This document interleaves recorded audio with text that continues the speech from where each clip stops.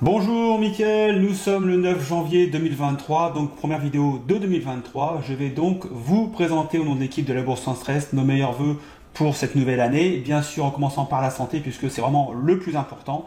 Et ensuite bien sûr de nombreuses plus-values pour pouvoir profiter de la bonne santé pour les dépenser. C'est tout ce que je vous souhaite pour 2023. Alors, cette vidéo est relativement importante puisque c'est la continuité de la première vidéo que j'avais faite début janvier 2022 sur les performances 2021 suite au lancement de la formation option. Souvenez-vous, j'avais ouvert un portefeuille avec à peu près 32 000 $ dessus. Et donc, je vous propose de voir au bout de 2 ans ce qui s'est passé sur ce portefeuille en sachant que cette année, comme vous pouvez le voir à l'écran, l'année n'a pas été terrible sur les performances du marché américain puisque le Dow Jones perd 8,76%, le S&P 500 perd quasiment 20%, 19,65%, le Nasdaq lui perd plus de 33% à 33,30%, en sachant que donc, la bourse sans stress a réalisé une performance positive de plus 18,17%. Donc plutôt une très bonne année pour nous. Si effectivement on m'avait dit début de janvier 2022, voilà, le marché va faire moins 30% au plus bas et vous allez faire 20%, écoutez, j'aurais signé dès demain. Donc première satisfaction. La deuxième satisfaction vient du fait que l'ensemble des membres de la formation des options, donc de la bourse sans stress, ont gagné de l'argent cette année malgré un marché qui, comme vous le voyez, est dans le rouge vif pour certains indices, en sachant que la technologie, c'est ce qui est quand même plus saigné avec plus de 30% de baisse, même si le Dow Jones, lui, a limité sa baisse. C'est tout à fait normal puisqu'il y a beaucoup de valeurs défensives dans le Dow Jones. Le S&P 500 est composé en grande partie également de valeurs technologiques, ce qui explique que on a moins 20% sur le S&P 500. Et puis bien sûr Nasdaq, 100% valeur technologie, lui a mangé 30% cette année. Et écoutez, nous on s'en est plutôt bien sortis et je vais vous expliquer pourquoi dans quelques instants. Je vais vous proposer une vue d'ensemble de la performance, donc on va voir pourquoi on a fait une belle performance cette année. Je vais également détailler l'ensemble des stratégies qu'on a mis en place sur 2022 pour vous expliquer comment on a fait cette performance de quasiment plus 20% pour arrondir et puis également pour me faire plaisir, voilà. Mais je vais vous montrer donc tout ça dans le détail avec tout est chiffré. Le track record bien sûr donc du compte option puisque je trouve important lorsque l'on propose des formations sur internet de montrer que ce que l'on vend est efficace et voilà, je suis parfois un peu déçu que beaucoup de mes collègues youtubeurs ne mettent pas de track record. Je pense que c'est pour vous un certificat de garantie de vous prouver que ce qu'on vous enseigne, ça fonctionne.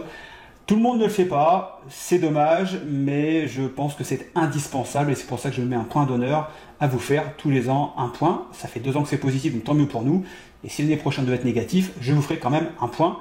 Mais normalement, voilà, avec les pratiques que nous avons, les stratégies que nous avons, que le marché soit haussier, baissier ou stagnant, nous avons de toute façon moyen d'aller chercher de la performance. Alors, au niveau des chiffres, pour vous expliquer pourquoi on a fait plutôt une belle année, alors simplement, déjà on ne s'est pas positionné sur les secteurs qui ont dégusté le plus. Nous avons au niveau des performances US 2022, donc XLV, XLP, XLU qui sont des valeurs défensives qui ont fait entre moins 1,50 et moins 3,27%, ce qui explique notamment que, le Dow Jones lui est fait que moins 8% par rapport à des valeurs technologiques où là on était à quasiment moins 30%. Moins 18% pour le domaine de la finance avec XLF. XLB, les Materials, a fait quasiment moins 18 aussi. XLY, alors je vous en ai parlé toute l'année si vous avez suivi nos vidéos hebdomadaires. Je vous avais dit que toute l'année, XLY, je n'y mettrais pas les pieds.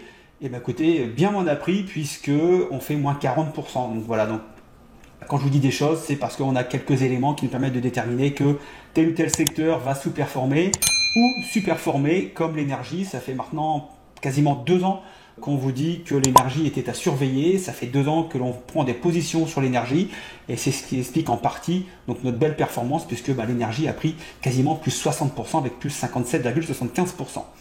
Ce qui a également aidé cette année à faire une belle performance, c'est que nous avons un VIX qui a été plutôt élevé. On a eu un VIX au plus bas qui a été à 16,54 et un VIX au plus haut qui a été à 38,98. Sachant qu'on a eu des années où on n'a quasiment pas dépassé les 20. Donc là, avec un VIX à 38,98, je peux vous assurer que lorsqu'on met en place des stratégies créditrices comme des crédits de put, des crédits de call ou bien des ventes de put, et là on prend un maximum de primes, ce qui explique notamment la belle performance du portefeuille option. Donc voilà, vous voyez, donc rien de magique. On n'a rien inventé, on essaie simplement d'être sur les bons secteurs. On avait identifié Si vous avez suivi nos analyses hebdomadaires, je vous ai donné parfois quelques trades. J'en donne aussi parfois sur Facebook, sur la page privée, sur le groupe privé donc de la Bourse sans stress. Si vous voulez vous inscrire, rejoignez-nous sur le Facebook et je vous accueillerai avec plaisir.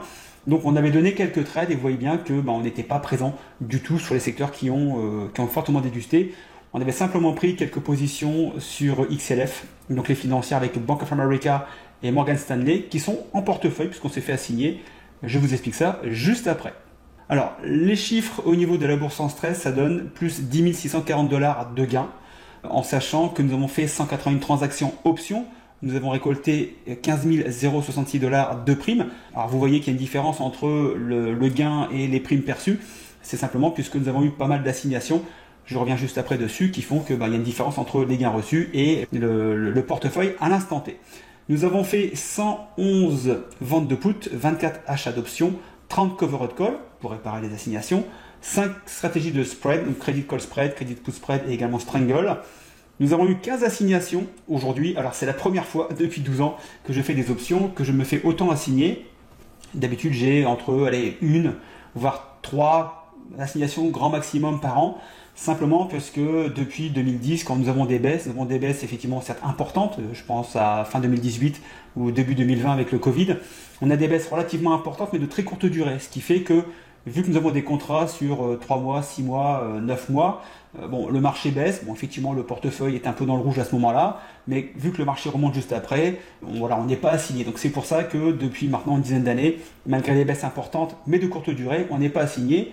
Cette année, nous avons une configuration un peu différente, puisque nous avons perdu, quand vous regardez le graphe du S&P 500, tout le long de l'année, on a été dans un canal baissier avec effectivement donc des rebonds pour aller chercher la résistance du canal baissier, mais on a été en baisse quasiment toute l'année, ce qui fait que j'ai été pas mal assigné, donc 15 assignations. Aujourd'hui, il nous reste 5 actions en portefeuille pour une moins-value de quasiment 8 000 $, on va arrondir, moins-value latente. J'ai aujourd'hui donc du Morgan Stanley qui est à 3% du point d'achat, donc je pense que ça va sortir du portefeuille assez rapidement. J'ai du NIO, j'ai du Mara, j'en ai une autre, Palantir également, donc là je suis à quasiment moins 40% de moins-value, donc ce qui fait qu'on a moins 8 000 $ de moins-value latente à l'heure où je vous parle. Mara a très très fortement rebondi récemment, donc on a pu gagner pas mal, et puis donc je vais sortir à mon avis assez rapidement de Bank of America et de Morgan Stanley pour récupérer du cash, donc de la marge pour pouvoir aller refaire des stratégies un peu plus tard. Les actions que nous avons reçues en portefeuille suite aux assignations nous ont généré entre le 1er janvier et le 31 décembre 367,44 $ de dividendes, donc ça vient compléter, ça vient réparer un peu les assignations en sachant que nous avons une vision plutôt long terme avec les options, donc c'est pas important d'avoir ces actions en portefeuille. Ce sont souvent des bonnes actions qui vont mettre peut-être un petit peu de temps à ressortir du portefeuille, mais entre-temps, on a des stratégies pour réparer, donc on va continuer, quoi qu'il arrive, à toucher des dividendes et des gains avec des stratégies de réparation des assignations. Voici donc le track record, puisque je mets un point d'honneur à vous montrer les track records, pour vous montrer les performances. Donc ça c'est fourni par le broker, donc pas moyen de tricher. Nous avons commencé l'année avec 55 000 $ à peu près, peut-être légèrement en dessous, 54 000 et quelques. Et nous avons fini avec une performance à quasiment 65 000 $, à 64 953. Nous sommes, à l'heure où je vous parle, maintenant à plus de 65 600. Le marché a pas mal rebondi cette semaine, donc voilà, on a repris un peu de quasiment entre 800 et 1000 $ de gains supplémentaires.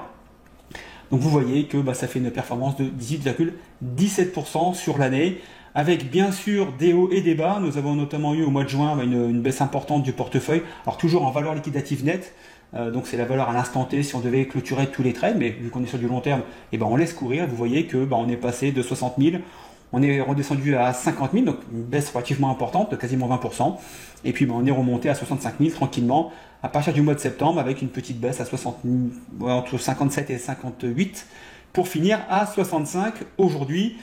Je vous remonte rapidement donc la performance 2021, vous pouvez retrouver bien sûr sur notre chaîne YouTube. Donc on avait fait 10 000 $ de gains, soit à peu près 30%. On avait démarré avec à peu près 30 000 $. Alors 30 000 plus 10 000 ça fait 40, on était arrivé à 55 puisque la formation retournement de tendance nous avait généré 15 000 $ de gains, puisque nous avons été sur les short squeeze d'AMC à l'époque, donc gros coup de chance pour nous. Donc ce qui explique donc que nous avons démarré l'année avec donc un portefeuille à 55 000 $ pour le finir à quasiment 65 000 à quelques dollars près en fin 2022. Je vous propose maintenant de voir dans le détail comment s'est passée cette année 2022.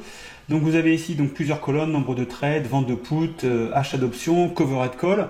Donc pour bien reprendre ici, voilà, donc j'avais bien fait donc 181 trades, 111 ventes de put, 24 achats d'options et donc 30 covered call pour réparer les assignations.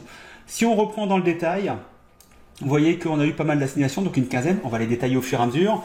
Donc NIO, donc ça est en portefeuille depuis maintenant quasiment un an. Voilà, je me suis fait assigner au tout début.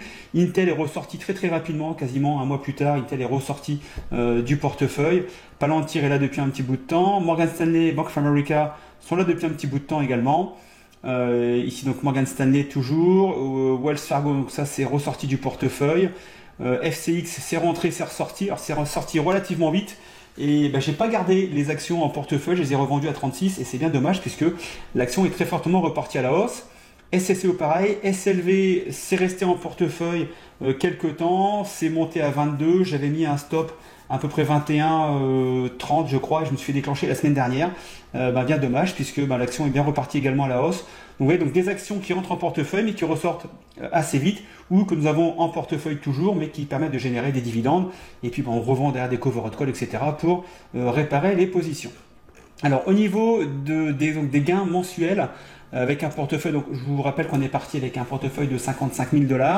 On avait généré à peu près 860 $ au mois de janvier, 544 pour être précis, allez je vais être précis, au mois de février, 1326 au mois de mars, 1232 au mois d'avril, 1400 au mois de mai, 1585 au mois de juin, 758 au mois de juillet, 1382 au mois d'août, 1500 au mois de septembre, 1030 au mois d'octobre, 1300 au mois de novembre et plus de 2000 $, on avait 2142 $ au mois de décembre, donc pour un gain cumulé total de primes cumulées de 15 066 $.